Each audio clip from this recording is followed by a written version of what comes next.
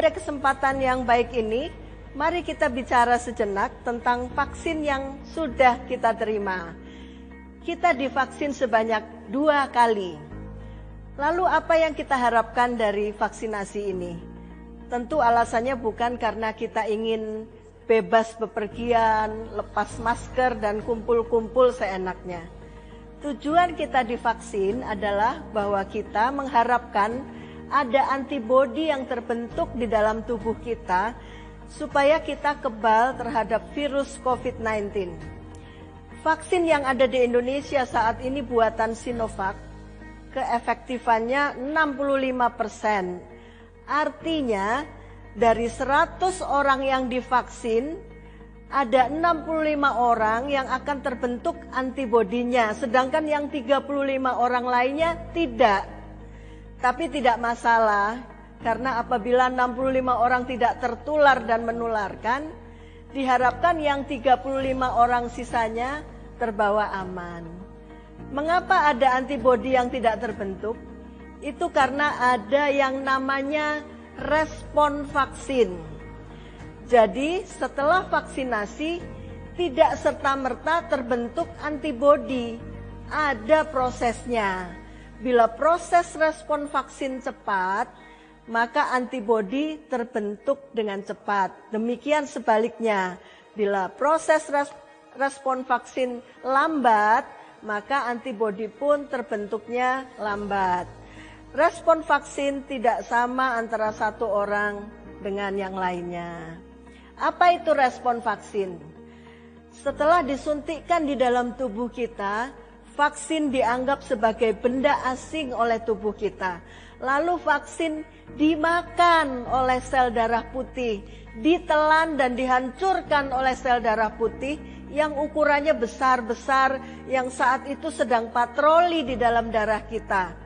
Lalu dikirimlah sinyal kepada jenis sel darah putih lain yang secara khusus bertugas membangkitkan antibodi di dalam tubuh kita. Nah, oleh karena itu, supaya terbentuk antibodi yang cukup tinggi, dibutuhkan kondisi sel darah putih yang militan.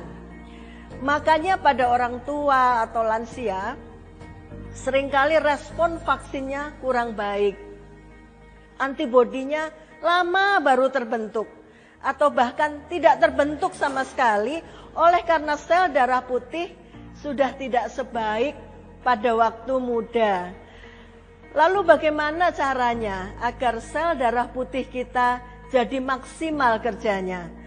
Pada saat pandemi, minimal ada beberapa vitamin dan mineral yang perlu kita konsumsi, seperti vitamin C, vitamin D, dan zinc. Oleh karena penyerapan vitamin dan mineral ini terjadinya di usus, maka usus kita juga harus sehat. Perbanyak makanan berserat ditambah bawang putih dan bawang merah. Jangan terlalu banyak konsumsi gula dan karbo seperti pasta, roti, atau mie. Karena makanan ini mengurangi bakteri baik di dalam usus kita. Untuk lansia, kadangkala perlu dibantu dengan mengkonsumsi bakteri baik atau yang disebut probiotik seperti yogurt, tempe, dan tauco. Lansia juga perlu dijaga kesehatan giginya agar dapat mengunyah makanan dengan baik supaya penyerapan nutrisi di usus dapat efektif dan efisien. Setelah vaksinasi dan terbentuk antibodi, kenapa kita juga harus tetap memakai masker, cuci tangan, jaga jarak, tidak bergerombol dan sebagainya? Iya, karena virus tidak peduli apakah kita punya sertifikat vaksin atau tidak. Dia tetap bisa dengan leluasa masuk ke dalam tubuh kita. Tes swab PCR kita kemungkinan masih bisa positif, walaupun sudah tidak menularkan. Perlukah dicek antibodi yang sudah terbentuk dalam tubuh kita ini?